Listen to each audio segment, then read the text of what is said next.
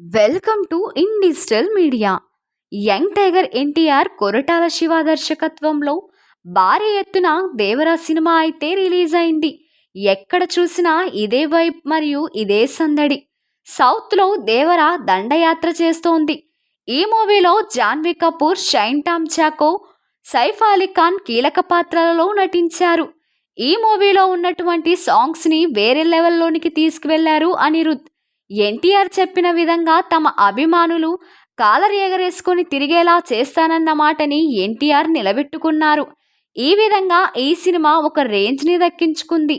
6 ఏళ్ల తర్వాత తెర మీద కనబడిన ఎన్టీఆర్ని చూసి అభిమానులు థియేటర్లలో మాస్ జాతర పండుగని చేసుకున్నారు.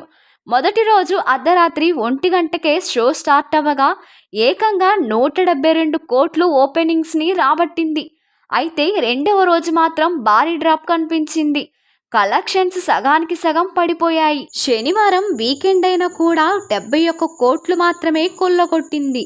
మొత్తంగా 3 రోజుల్లో ప్రపంచవ్యాప్తంగా 304 కోట్ల కలెక్షన్ను కొల్లగొట్టినట్లు అధికారికంగా పోస్టర్ను రిలీజ్ చేశారు మేకర్స్.